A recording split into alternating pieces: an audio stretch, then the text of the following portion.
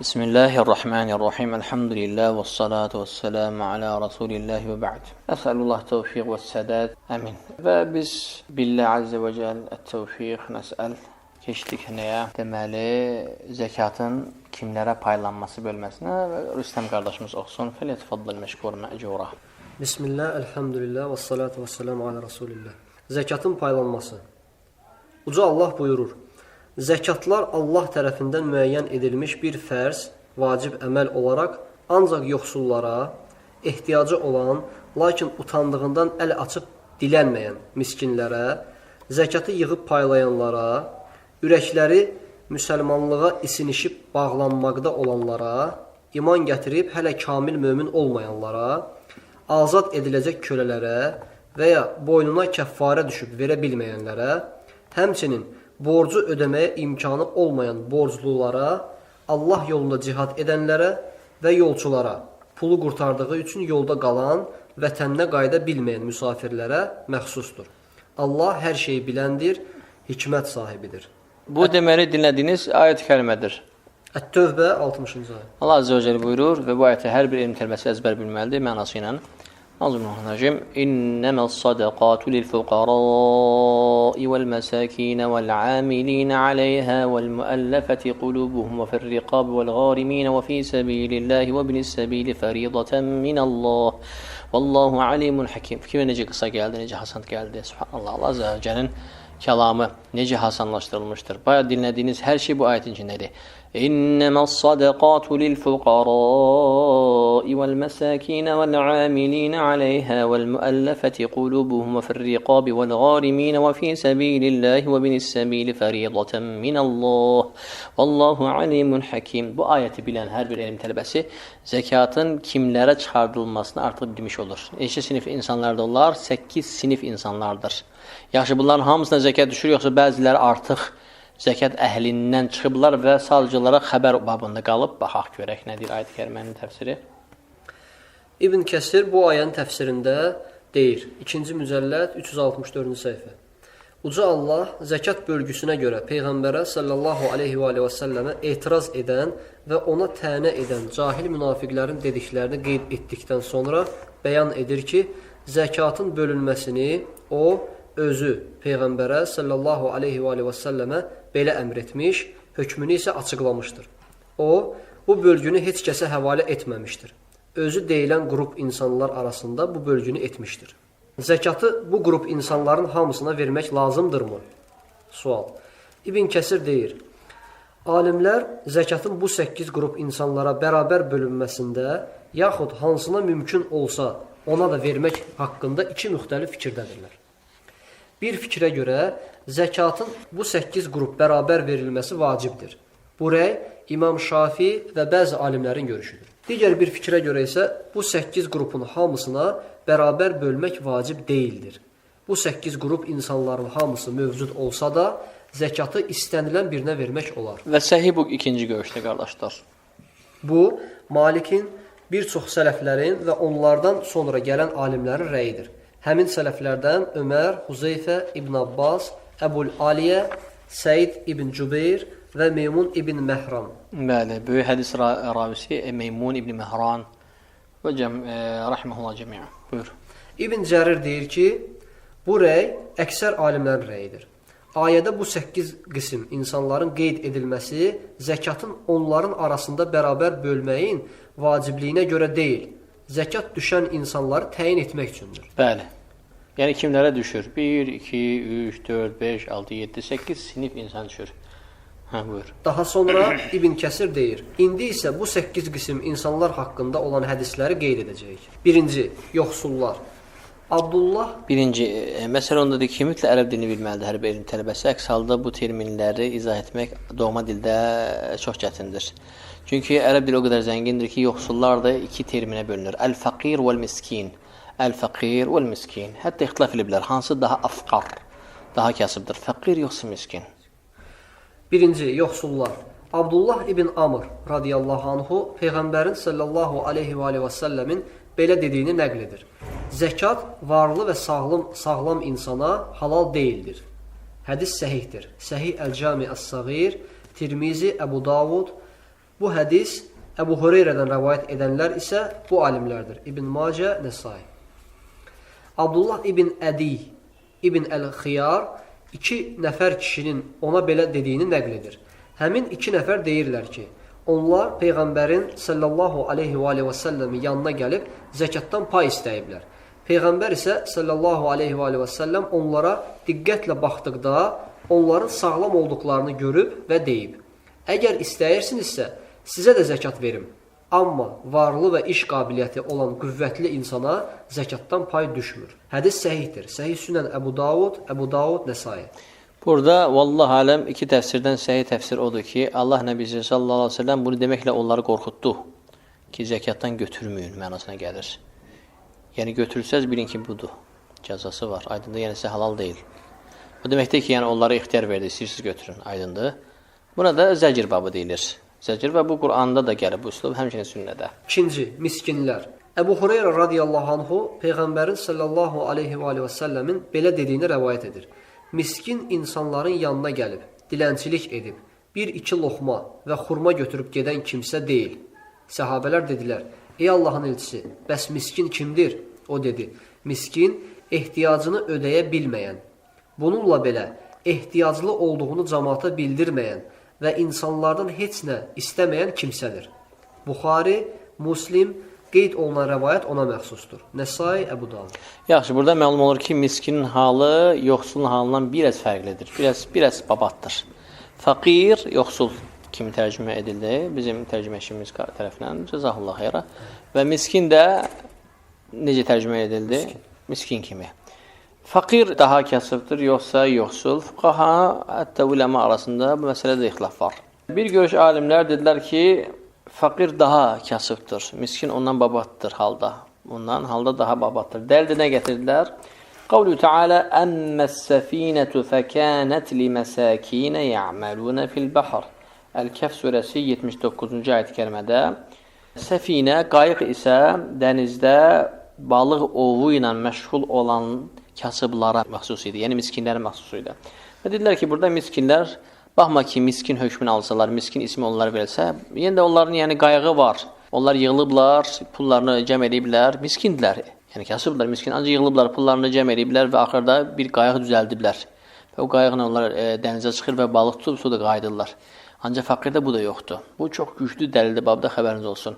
Baxmayaraq ki, uləmalardan İmam Əbi Hanifə rahimehullah, həmçinin Maliki məzhəbinin alimləri miskini daha kasıb hökmünü üstün götürdülər başqa bir dəlilə görə. Əv miskinən zə mətrəbə ayət-i kəriməsi. Bu da ki, Əl-Bələd 16-cı ayət-i kərimə. Dedilər, Allah subhanahu teala burada faqir yox, miskini vəsf elədi. Miskin də və huvəl mətruhu alə turabi li şiddətil cü'. Torpaq üzərinə şiddətli aclıq səbəbi ilə acından sərilənə deyilir burada. Dedilər ki, burada da nədir? Ayət-i kərimə göstərir ki, miskin daha nədir? Faqirdir. Və həmçin dəlil gətirdilər lüğətdən Əl-Farra və Tha'ləb və İbn Quteybə və başqaları dəlil gətirirdi ki, sükunət kəliməsindən götürüb əslini, yəni o qədər acdır ki, sakit durur, danışa bilmir. Ancaq bu dəlillər babında əslində güclü deyil. Niyə görə? Çünki onun sakit durması həyadan da ola bilir, kasıbçılıq da buna vadar edir. Şərtdir ki, acından sakit olsun. Bu bir. İkinci də ki, bizdə qayda var. Bütün fuqara miskin sayılır. Və necə ki, bütün miskinlər də fuqara sayılır. Bu kəlmələr tək gələndə idə ictəmə'a iftaraqa və idə iftaraqa ictəmə'a. Bu qaydaya tətbiq olunur. İslamla iman, iman İslam kəlməsi ayrı-ayrı gələndə eyni hökm daşıdığı kimi. Bu məlum məsələdir. Bu səbəblə Quranda miskinin faqir kimi vəsf olması əsla təəccüblü deyil. Necə ki, Allah Subhanahu taala zəkat kəlməsini sədaqə kəlməsi ilə əvəz eləyir Quranda. Aydın necə? Bunlar tək-tək gələndə bir cəm formada bir ayətin içində ikisi gələndə başqa mənalar gəlir, mərhələlərə bölünür. Bu cəhətlə elhamdülillah nədir? Şübhə aradan qalxdı. Deməli, halı babat olan kimlərdir? Miskinlərdir. Halı daha betər olan kimlərdir? Əl-faqir fuqara. Onlar daha aşağıdadırlar. Bu səbəblə bu fayda nədir burada bunu öyrənməyin? Birinci kimlərdir haqq sahibi? Ən birinci haqq sahibi tərtibdə innəmə sadaqatu lil fuqara. Bu bir. İkinci də ki, tərtibə baxın. Tərtib də Rabbani bir ilahi tərtibdir. Orada göstərir ki, ən nədir? Ehtiyac sahibi fuqaradır. İnnəmə sadaqatu lil fuqarai vəl məsəkin. Buyurun. Üçüncü, zəkatı yığıb paylayanlar. Bu insanlar cəmaatdan zəkat toplamaq və bu sahədə xidmət göstərməklə məşğul olurlar. Onlar etdikləri işin müqabilini zəkatdan götürürlər. Peyğəmbərin sallallahu aleyhi və səlləmin sədəqə yeməsi haram olan qohumlarının bu işdə işləməsi qadağandır. Bu haqda səhih hədis rəvayət olunur. İmam Muslim səhih əsərində Əbdülmuttalib ibn Rabiə ibn Əl-Harisdən rəvayət edir ki, o və Əl-Fadl İbn Əl-Abbas Peyğəmbərin sallallahu aleyhi və səlləmin yanına gedib onları zəkat işinə götürməyi xahiş edirlər. Baxın, bu iki nəfər sahabi, Əl-Cəlil, Əhl-i-Beyt nümayəndəsidir. Rafizi ölçüsünə götürsək imamlardan deyil. Çünki onları imamdan görmürlər. Onlara görə Əhl-i-Beyt məxsus insanlardır, əbanın altında olanlardır. Ancaq bu hədis açıq dəlildir ki, Əhl-i-Beyt yalnız əbanın içində olanlar deyil. Baxın, hədisi dinləyək. Peyğəmbərin sallallahu aleyhi və səlləmin sədəqə yeməsi haram olan qohumlarının bu işdə işləməsi qadağandır. Niyə görə? Çünki onlar zəkatdan və sədəqədən orada özə nəsib götürəcəklər, o ilə dolanacaqlar. Peyğəmbər sallallahu aleyhi və səlləm və onun ailəsinə zəkat və sədəqə yemək haramdır. Niyə görə? Çünki o insanların malının şirkidir. Hədisdə gəlir. Buyurun. Bu haqda səhih hədis rəvayət olunur. İmam Muslim səhih əsərində Əbdülmuttalib ibn Rabiə ibn Əl-Harisdən rəvayət edir ki, o və Əl-Fadl İbn Əl-Abbas Peyğəmbərin sallallahu aleyhi və səlləmin yanına gedib onları zəkat işinə götürməyi xahiş edirlər. Bu iki nəfər kimdir? Peyğəmbər sallallahu aleyhi və səlləmin əhli beytindəndir, onun övladlarından yox. Onun babasının nəslindən olan övladlarından. Yəni, Peyğəmbər sallallahu aleyhi və səlləmin babaları da birləşirlər. Yəni, qohum əqrabasındandır. Yəni, Peyğəmbər sallallahu aleyhi və səlləmin sanki əmi uşaqlarıdır. Aydındır. Əhli beytdən sayıldı. Və görün Allah Nəbisi sallallahu onlara icazə verir zəkatda işləməyə. Nə deyir onlara? Peyğəmbər sallallahu aleyhi və səlləm isə deyir, sədəqə nə Məhəmmədə, nə də Məhəmmədin ailəsinə halal deyil. Yəni mən sizə icazə verməm, ay iki nəfər. Çünki siz Əli Məhəmməddənsiniz sallallahu aleyhi və səlləm. Siz mənim nəsrimdən sayılırsınız. Siz mənimlə birləşirsiniz babamızda. Siz mənim əmim uşaqlarımsınız. Siz əhl-i beytdənsiniz. Siz zəkatda işləyə bilməzsiniz. Çünki zəkatda işləyən oradan da yeyir. Sizə isə bu qadağandır. Çünki mən Əli Muhammədə qadağan olduğu kimi mənasına gəlir. Sədəqə nə Məhəmmədə, nə də Məhəmmədin ailəsinə halal deyil. Sədəqə insanların mal dövlətini təmizləyən bir şeydir. Hədis səhihdir. Səhih Əl-Cami Əs-Sağir, Muslim, Əbu Davud, Nəsai. Bu hədisdə çoxlu faydaları var. Faydalardan biri odur ki, bu da Əhl-i-Sünnə və Cəmaətin mövqeyi. Onlar Əhl-i Beytin bütün nümayəndələrini qəbul edirlər. Hamısını. Aydındır. Onlar Əhl-i Beytdən sayırlar. Elhamdülillahi Rabbil alemin. Dördüncü. Ürəkləri müsəlmanlığa isinişib bağlanmaqda olanlar. Bu kimi insanlar bir neçə qismə bölünürlər. Bəzilərinə İslamı qəbul etsinlər deyə zəkatdan pay verilir. Belə ki, Peyğəmbər sallallahu aleyhi və səlləm Huneyn qənimətlərindən Səffan ibn Umeyyəyə vermişdi. Amma o hələ müşrik idi və sonra bu haqda belə deyirdi. O, mənə sədəqə verdikcə ən çox nifrət etdiyim insan olduqdan sonra mənim üçün ən sevimli insan oldu. Hədis səhihdir. Muxtəsər Səhih Muslim, Əbu Davud, Nəsai. Bəzilərinə isə İslamı gözəlləşsin və qəlbi tam isinişsin deyə zəkatdan pay verilir. Peyğəmbər sallallahu aleyhi və səlləm Huneyn döyüşü olan gün Məkkənin fəthində əfv etdiyi ali rütbəli insanlara 100 dəvə vermiş və demişdir. Ola bilər kimsə mənə daha əziz olsun.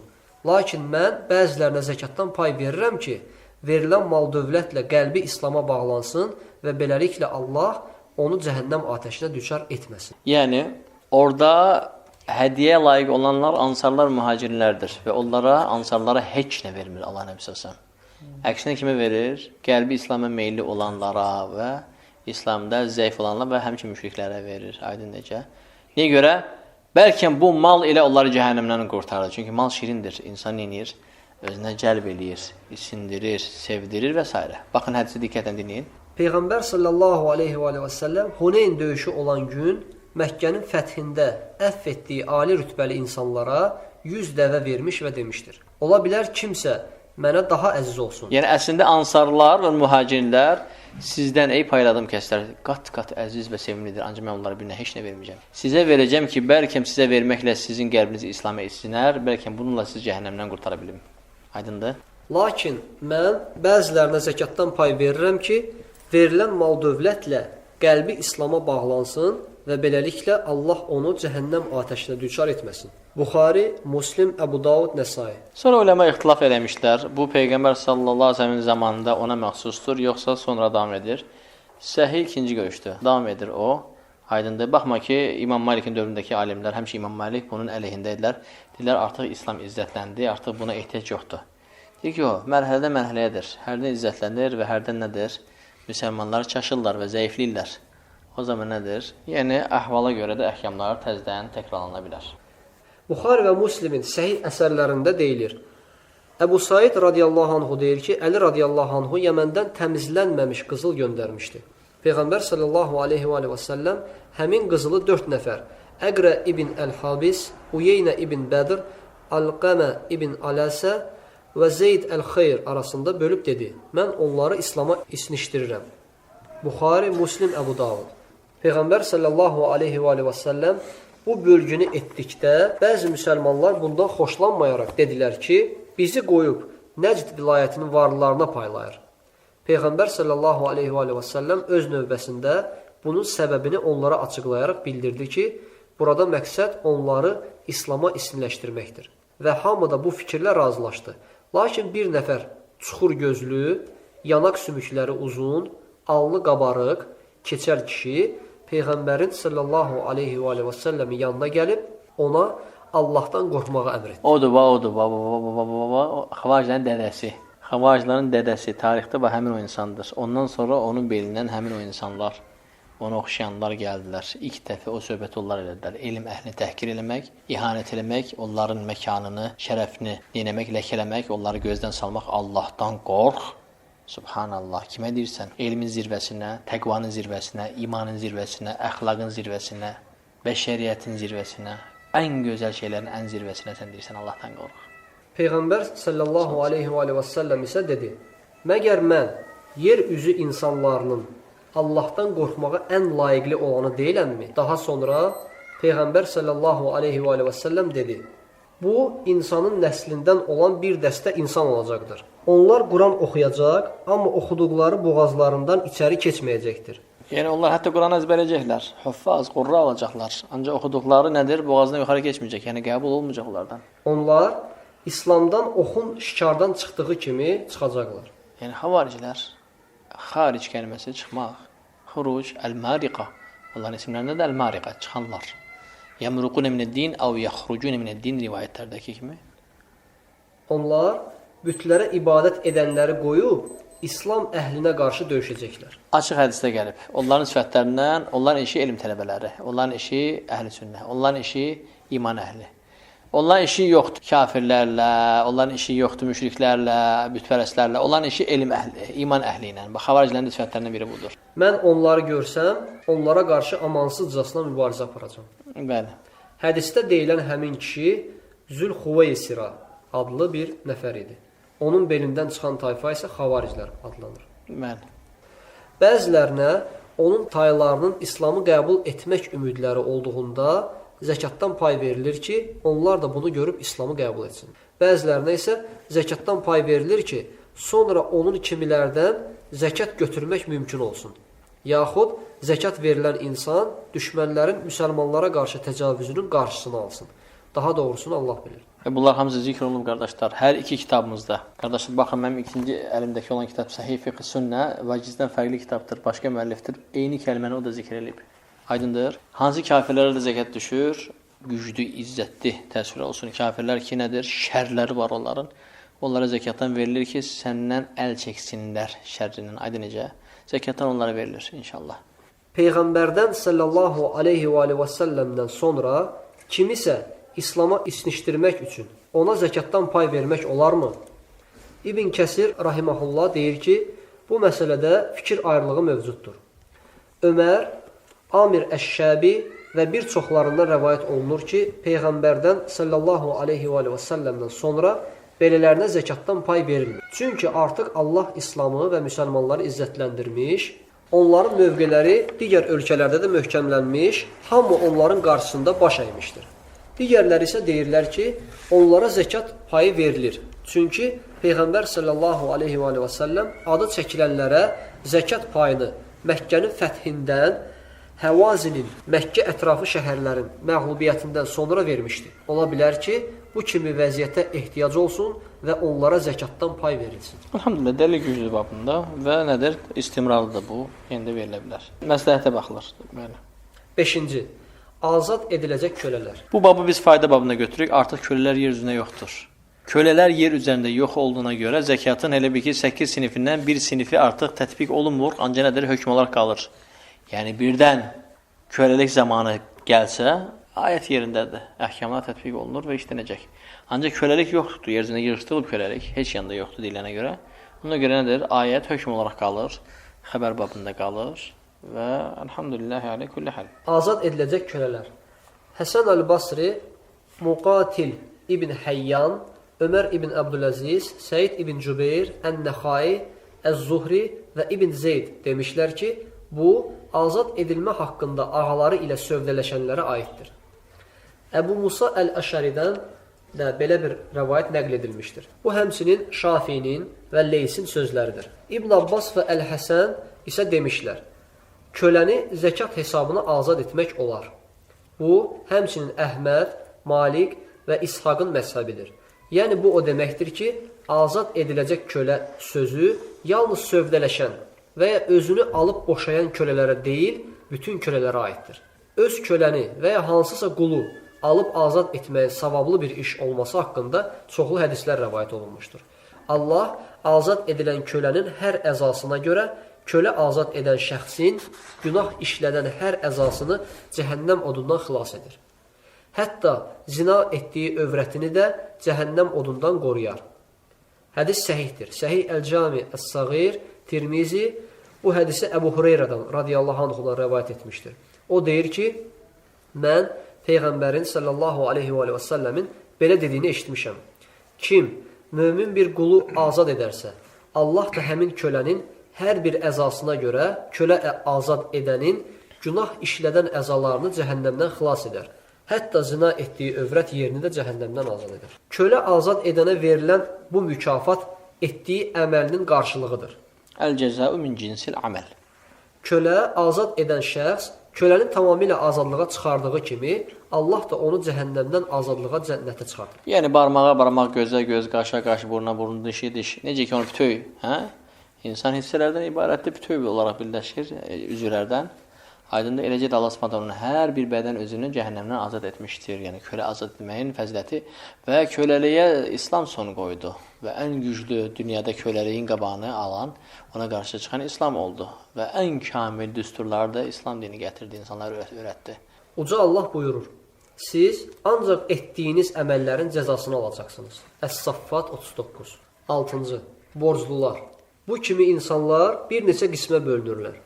İnsanların münasibətlərini islah etmək üçün özünü borca salan. Peyğəmbərin sallallahu aleyhi və səlləmin vaxtında iki tərəf arasında qanlı mübahisə baş verdikdə, onun qarşısını almaq üçün kimsə onların arasında olan maddi problemi öz boyunda götürür və beləliklə qanlı mübahisənin qarşısını alınırdı. Peyğəmbər sallallahu aleyhi və səlləm belələrinə zəkatdan pay ayırar və onlara kömək edərdi.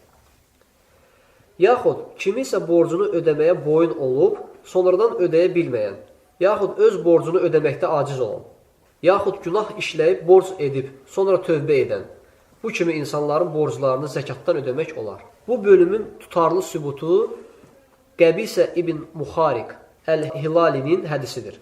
O deyir ki, mən insanların münasibətlərini qorumaq üçün özümü borca salmışdım. Buna görə Peyğəmbərin sallallahu aleyhi və səlləmin yanına gəlib ondan kömək istədim. O dedi, gözlə, zəkat gətirsələr, sənə ondan verərik. Sonra Peyğəmbər sallallahu aleyhi və səlləm dedi, ey Qəbisə, zəkatdan pay istəmək yalnız 3 qisim insanlara halaldır. Birinci, insanların münasibətlərini düzəltmək üçün borc edən insan, borcunu ödəyənə qədər zəkatdan pay istəyə bilər. Amma bundan sonra istəyə bilməz. İkinci, başına gələn müsibət nəticəsində malı əlindən çıxan kimsə özünə dolanacaq tapana qədər zəkatdan pay istəyə bilər. Üçüncü, varlı insanın başına bir iş gəldikdə onun qəbiləsindən 3 nəfər aqil və zəkalı kimsə onun ehtiyaclı olduğuna şahidlik edərlərsə, o zaman özünə dolanacaq tapana qədər ona zəkatdan pay götürmək halal olar. Ey qəbisə, bundan savayı kiminsə zəkatdan pay istəməsi haramdır. Hədisdə deyilən bu haramlıq yalnız 3 qismdən başqa borc edənlərə aiddir.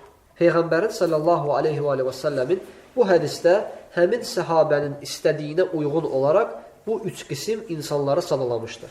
Amma digər 7 qism insanın zəkatdan kömək istəməsi haram deyil. Onu yiyən insan da haram yemiş sayılır.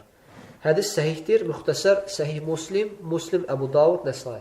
Həmçinin bu sinifi insanların içərisinə girir o kəs ki, bilir ki, zəkat zamanı borclara zəkat düşür və nə edir? Bu cəhətdən, yəni borclara girir, işlər qurur ki, inşallah zəkat gələndə zəkat sinifinin içində özümü zikr eləyərəm və alaram zəkatı, bu cəmaatın borcunu qaytaram, bu da caiz deyil, aydındır. 7-ci, Allah yolunda olanlar. Onlar dövlət xəzinəsindən maaş almayan, könüllü döyüşçülərdir. İmam Əhməd, Əl-Həsən və İshaq deyirlər ki, aşağıdakı hədisə görə həcc də Allah yolunda olmaq sayılır. Həmin hədis İbn Abbasın hədisidir. Orada deyilir, Peyğəmbər sallallahu aleyhi və səlləm həccə getməyə hazırlaşırdı. Bir qadın öz ərindən onu da Peyğəmbərlə sallallahu aleyhi və səlləmlə birgə həccə aparmasını tələb edir. Kişi deyir, mənim səni həccə aparmağım üçün miniyim yoxdur. Qadın deyir, məni filan dəvənlə həccə apara bilərsən. Kişi deyir, o dəvə uca Allahın yolu üçün saxlanılır. Sonra həmin kişi... Yəni cihad üçün saxlanılır, döyüşə saxlanılır. Sonra isə həmin kişi Peyğəmbərin sallallahu aleyhi və səlləmin yanına gəlib deyir, mənim yoldaşım sənə Allahın salamı və bərəkətini göndərir.